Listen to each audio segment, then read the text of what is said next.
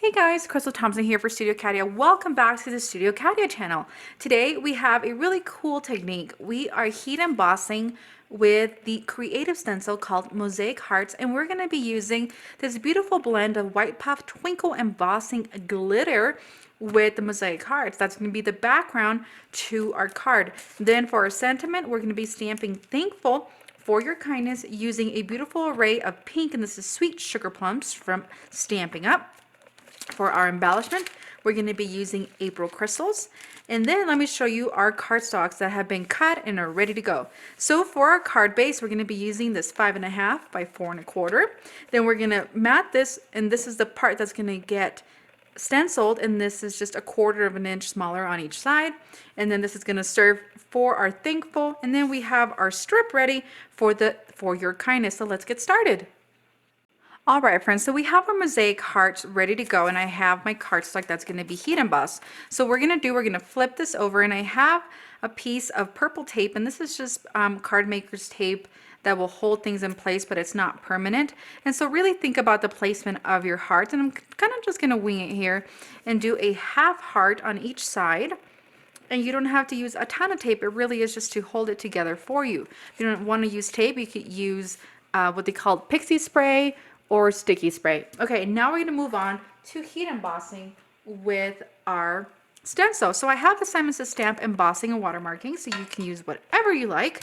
And I'm literally going to bring down my ink pad over the stencil, and what I'm doing, I'm actually rubbing, and the reason why is that the Studio Katia stencils are such high quality that they're raised just a little bit, so they're not going to tear when you're blending or with them. And so we really want to make sure that each heart really does get a good coating of this ink. And then another tip I can give you is to be sure that your ink pad is really well inked. So I re-inked it prior to this video, so I would know that each little square would get some of this embossing paste or glitter, whatever it is you're using. In my case, I'm using embossing ink. So I have it ready to go, and you can see how shiny this is. And we're going to bring in our Wow White Puff, and we're really just going to sprinkle the whole thing, and it just looks absolutely beautiful. And I love making evergreen cards that you can use year round. And then this really fun technique that really allows you to use your stencils in a different way. So let me show you. I'm going to shake off the excess, but my ink was so wet that it held on to enough of it. And so that's what it ends up looking like. I'm going to bring in my heat gun. So let me move this guy aside so we don't end up cooking that. And I'm going to bring in the heat gun. So we're going to heat set from the bottom so you can see how it's being cooked, because you don't want to overheat or overcook glitter embossing powder. And it's not really going to change much because it's really just going to puff up. We are using white puff glitter, and it's a little bit tough to see. So we're going to continue this for the next minute or so, and we'll come back to continuation of assembling our card. So we've heated up the whole thing with Mosaic Hearts, and look how pretty that is, and it's fully cured. All you have to do is touch a little bit. Some of the glitter will get lost just a bit, but it is absolutely stunning, and it has this beautiful shimmer and glow. So we're going to bring in our card base, and what we're going to do, we are really going to just add pieces of foam on the back, and we're going to raise it. So if you have double-sided foam or foam sheets, this is the place to use it. If not, just add a couple strips right on the back and place it on your card. So we're going to add, I'm going to do this cross section. That way it grabs the whole thing. We're going to remove that backing, and then we're going to add it to our card panel, and we can begin with our sentiment and our embellishments. So we have that ready to go. We're going to place it down, and I think I will have glitter on my desk for the next 20 years, but that's okay. It's quite pretty.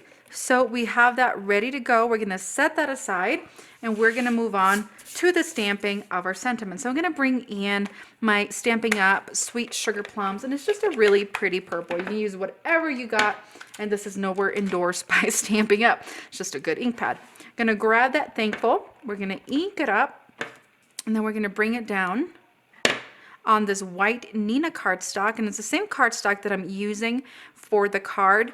And I'm gonna hold it here for just a couple seconds, and the reason why is that I'm gonna trim around it and then I'm gonna add it to the card, and I wanna make sure I have a really nice dark impression. So you got that beautiful font from the Studio Cadia.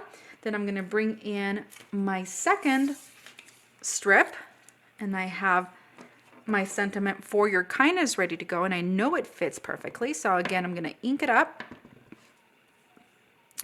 and then we're gonna stamp. And the beauty about stamping on pre-made strips is that if you mess up, you just flip it over and you are ready to go again.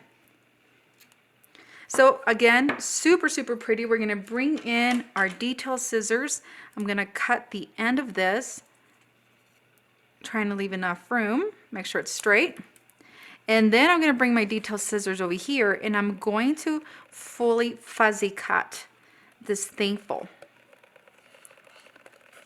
And then we'll place it all on the card. All right, so there we go. We have it, the thankful cut and for your kindness. Then I've added a double-sided foam for the thankful and a single-sided foam.